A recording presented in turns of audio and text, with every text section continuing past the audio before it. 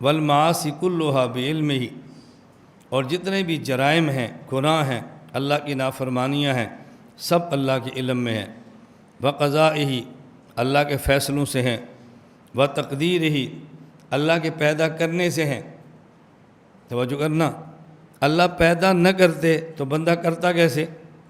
پیدا اللہ کرتے ہیں اور ساتھ یہ فرماتے ہیں کہ یہ نہیں کرنا۔ یہ قرآن کریم میں ہے نا، دو فرشتے تھے، کیا نام تھا جی؟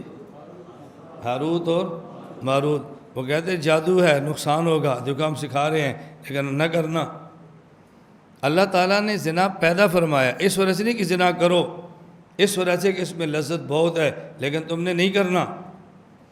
زنا پیدا ہی نہ کرتے تو کرتا کون؟ زنا پیدا کرتے اس میں لذت نہ رکھتے تو لوگ کیوں کرتے؟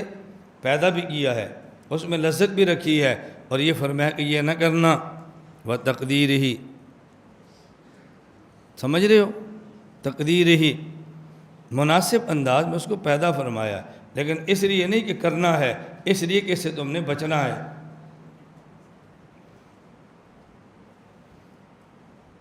یہ مرکز کے باہر گراؤنڈ ہے،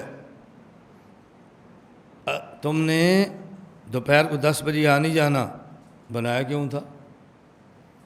اس لیے بنایا تھا کہ 10 بجے جانا، اس لیے بنایا کہ عصر کے بعد جانا۔ یہ عورت اگر ہم نے استعمال نہیں کرنی، بنائی کیوں ہے؟ اس لیے نہیں بنائی کہ زنا کرو، اس لیے بنائی ہے کہ نکاح کرو۔ میری گزارش سمجھ آ رہی؟ یہ بتاؤ کیوں بنایا ہے؟ اس لیے نہیں کہ زنا، اس لیے کہ نکاح۔ یہ تو جو دہریہ اور کمیونسٹوں کو یہ باتیں سمجھانے کی ہیں۔ بمشیت ہی، اور یہ جتنے معاصی ہیں یہ اللہ کی مشیت سے ہیں، اللہ کی چاہت سے ہیں۔ کیا معنی؟ اللہ نے زنا اور نکاح دونوں بنائے ہیں، دونوں کا آپشن رکھا ہے، چاہو تو زنا کرو اور چاہو تو، عورت تو ایک ہی ہے نا، چاہو تو اس سے زنا اور چاہو تو اس سے نکاح، لیکن تم نے نکاح کرنا ہے، تم نے زنا نہیں کرنا۔ بمشیت ہی، اگر وہ نکاح زنا والا آپشن ہی نہ ہوتا تو بندہ کرتا کیسے؟ تو اللہ فرما رہے ہیں یہ دونوں چیزیں ہو رہی ہیں، یہ ہمارے آپشن دینے سے ہیں، لیکن اس کا معنی یہ ہے کہ تم نے اچھا آپشن لینا ہے اور غلط آپشن کو نہیں لینا۔ بات سمجھ آ رہی ہے آپ کو؟ میں کتنی مثالیں دے دے کر سمجھا رہا ہوں کہ مشیت سمجھ آئے، مشیت سمجھ آئے، ورنہ یہی الجھن ہوگی جب اللہ چاہتے ہیں تو بندے نے کر لیا تو اس نے تو اللہ کی چاہت کے مطابق کیا۔ میں نے بتایا چاہت کا معنی یہ نہیں ہے کرو، ہم چاہت کا معنی نہیں سمجھ پائے اس لیے الجھن آ گئی۔ مشیت کا معنی کیا ہے؟ اللہ نے چاہا تو اپنے ارادے سے نکاح اور زنا دونوں پیدا فرما دیے۔ اللہ نے چاہا تو اپنے ارادے سے نکاح اور زنا دونوں پیدا فرما دیے، اور ساتھ بتا دیا فَانْكِحُوا لَا تَقْرَبُوا الزِّنَا، دونوں بنائے ہیں، آپشن دونوں کا دیا۔ تو مشیت کا معنی یہ نہیں ہے اللہ چاہتے ہیں کہ کرو، نہیں، اللہ نے چاہا اپنے ارادے سے معاصی کو پیدا فرما دیا، یہ معنی نہیں کہ اس کو کرنا خدا نے چاہا ہے۔ وَتَقْدِيرِهِ، وَتَقْدِيرِهِ، میں نے پہلے کیا ترجمہ کیا نا؟ وَمَشِیَّتِ ہی ہو گیا۔ یہ معاصی جتنے ہیں اللہ کے علم میں ہیں، بقضائہ، اللہ کے فیصلوں سے ہیں۔ بندہ کرنا چاہتا ہے، اللہ فیصلہ فرما دیتے ہیں، بندے سے ہو جاتا ہے۔